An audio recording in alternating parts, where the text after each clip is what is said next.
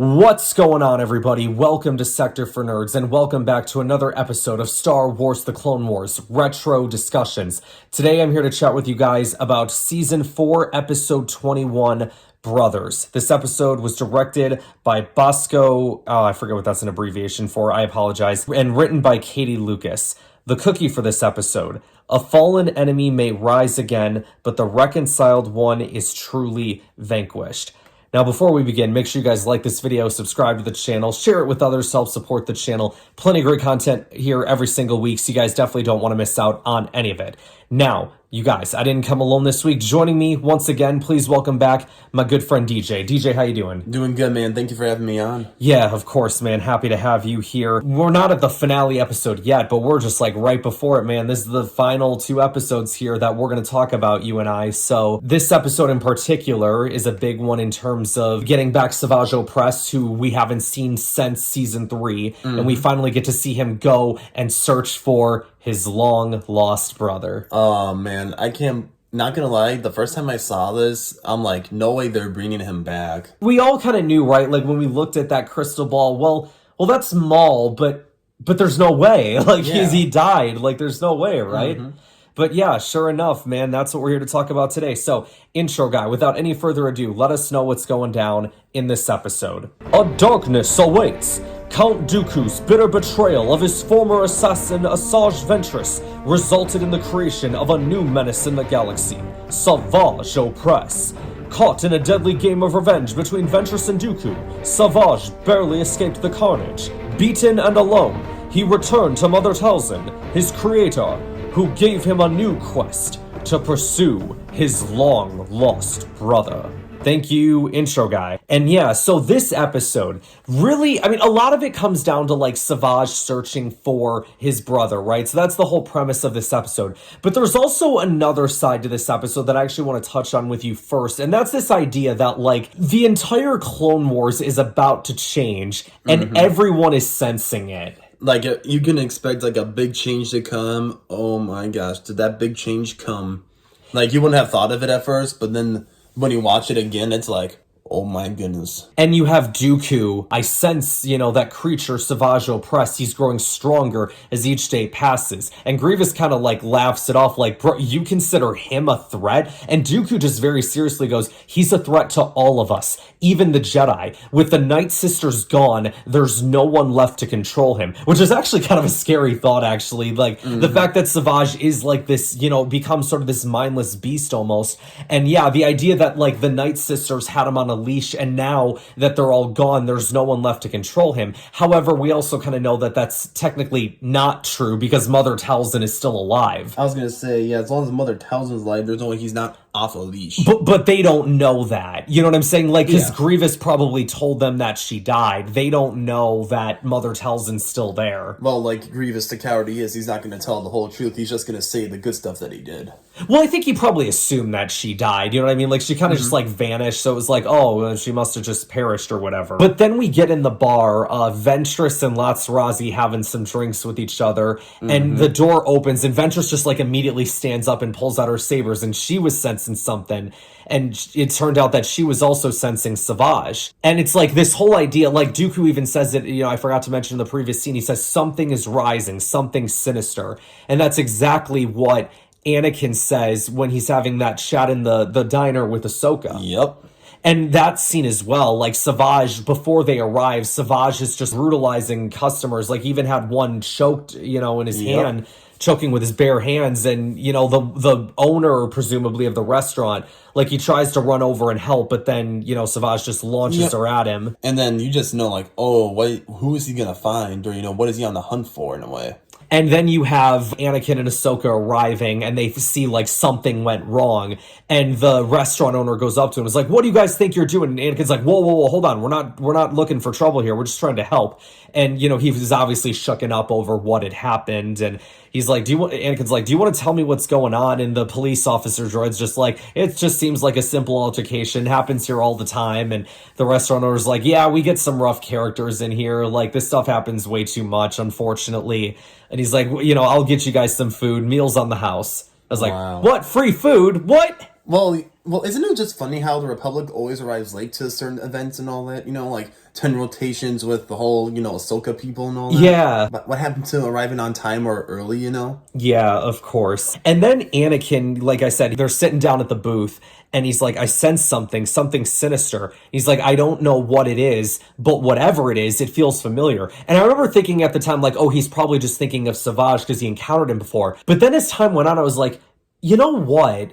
Anakin did technically meet Maul in the Phantom Menace. But he doesn't in the desert. Yeah, but he doesn't remember like talking or seeing Maul though. He just remembers Qui-Gon yelling at him like go to the ship and all that. Well, but he saw like Qui-Gon fighting him, right? So surely he would know of Maul. Yeah, but then Qui-Gon was like yelling at him like, run, run, run, and he was did he see Maul when he was running to the ship? Or I mean, surely. He just ran into the ship right away. So you think he was sensing Savage more than he was sensing Maul? That's what I'm thinking, in my humble opinion, but yeah. Fair enough. So then Savage gets aboard a cargo ship that he hijacks or whatever, like he threatens the pilot, and then eventually they get to Lothal Minor, the planet's called, and he ends up tossing him out the airlock. Doesn't surprise me. No. So then Savage gets down onto the planet and he's using that necklace. It was going to be like his compass, right? Which in the last season. And Savage, like, he gets upset because it stops working. And then there's this snake that just drops by. And he's like, yeah, you're tracking somebody. I can help you. I can get you what you want. If I had the right amount, of course. And then Savage just, chokes him up a little bit. He's like, it'd be my payment-free pleasure. Don't kill me. And Savage is like, all right, yeah, you know what? I think I'll be fine on my own. But then when he realizes that his compass still ain't working, he's like, all right, screw it. Maybe I need a guide. And they end up coming across what they call the fire breathers. Mm-hmm. I'm not going to lie. I think after looking at those fire breathers, I think I'd much rather go up against the Umbaran technology than those fire breathers. Those things were scary. Honestly, I'd rather go against the Umbaran people than them. So they run past the fire breathers, and then they come across the Junkers. Seem like a strange set of folk, and they end up surrounding Savage, and Savage ends up fighting, pulls out the double saber, so we get to see a little bit of Savage in action, which is cool because we haven't really seen that since season 3. Honestly. And then they, they're still walking. Morley tells Savage this story. Morley is the name of the snake, and he's like, there's this old local legend about someone that pulls people underneath, but they never return. Oh, but it's only a legend, like I said.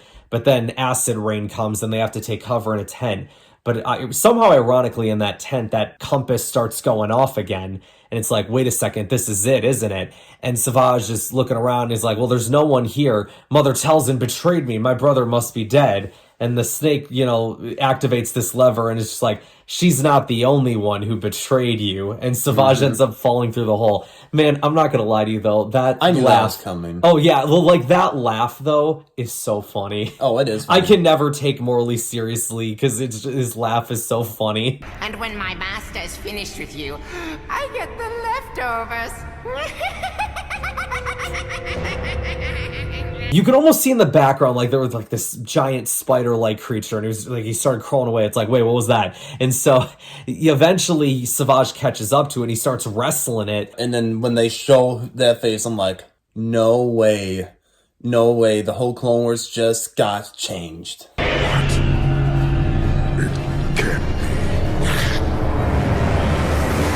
be. Brother. Wait, brother! And he's like, brother, wait, brother. We are brothers. I know I am your blood. And then Morley ends up showing up a little too early. So then Savage just ends up brutally killing him. He kind of deserved it, honestly. I mean, he did have it coming after what he did. So yeah, there is that. But then, Maul's just sitting there in this cave with the spider legs and everything. He's just going crazy. Like, you can tell he's like not remembered much. Mm-hmm. He's just like, always remember I am fear. Always remember I am hunter. Always remember I am filth. Always remember I am nothing. And like, it's just, he's going crazy. Well, when he's in that space, it's like, no wonder. Then the question I have is how did he get to Lothal Minor? Like, when Obi-Wan cut him in half, was that just meant to be like some big garbage chute or something? You would have to think, because it's like, you would have to think it was a garbage chute, because how else would he have survived then? Because it was just like, another layer of like ground or whatever, he would have been dead. Sure. Well, and then it's also weird because then it's like, wait, you mean to tell me then that all those ray shields that they were having to pass through there in that hallway were just protecting a giant hole, which ends up being a garbage chute? I mean, I don't know. Like, I would like to hear an explanation of what that was. Like, I would too. Because there's got to be more to it, surely. I wonder if they were thinking, like, we'll bring Maul back, even though he's presumably dead. Like, I wonder if they thought of that during episode 1 when they're making that, like, we should probably bring him back, should we, somehow? I don't know if necessarily George was thinking that at the time, but I mean, I think it was his idea to bring Maul back. So maybe in the back of his mind, he's like, oh, maybe we could bring him back at some point and we'll just have him be a main villain of an animated series that I'm going to create, something like that. But, I mean, good for him, though, because he's one of the best villains, and to think he had less screen time in all the movies. That's right. Oh, you know what? I even wrote down here, Maul was reciting part of the Sith Code. He was like, through victory, my chains are broken. That's the end of the Sith Code. And then he says, like, the chains are the easy part. It's what goes on in here that's hard, pointing at his brain, which is also interesting because that's not the first Sam Witwer character to say that line. The son says the same thing in the Mortis arc. Savage is like, what happened to your legs? And Maul's just like, that's scum. He took them from me. He took them. I'm like, oh, so he does remember. He remembers Obi-Wan. Jedi. Yeah, and he's like, he knows, he can't piece it all together, but he knows, like, something bad happened to him. It was the Jedi, and he wants revenge. Like he says at the end, revenge. I must have revenge. He was fueled by that one Jedi. Yeah. Dude, I think that's what got him through getting cut in half. It was that his need for vengeance, resisted him from dying, I think. And even the next episode's going to clarify that more. Yeah, for sure. And then the end of this episode is we cut to Coruscant, and it's raining, and there's, like, this storm. So I actually kind of find that ironic, too, with what's going on.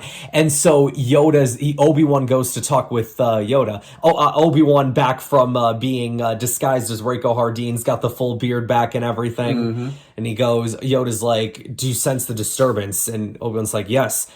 Says, fear you are in danger, I do. An old enemy has awakened from the dead, seeking vengeance. Obi-Wan's like, wait, what? How can that be? I killed that guy. Darth Maul alive, what? This whole idea that, everybody senses it, think of all the people we just talked about in this episode. Dooku, Ventress, Anakin, Obi-Wan, Yoda. All the, top Force peoples are sensing that something crazy is about to happen. Yep, and they all were right because Savage found him, and now he's gonna get back his old memory.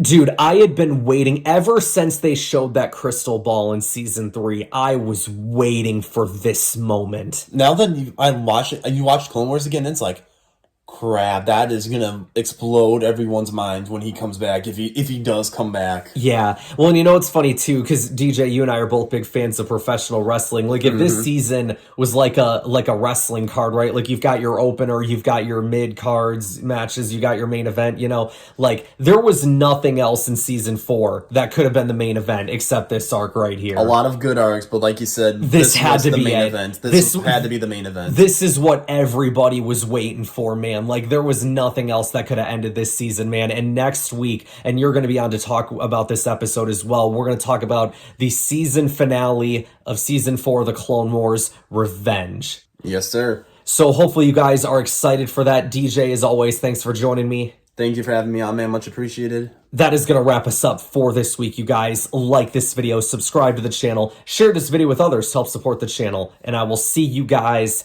next time. I'm glad you're here to tell us these things.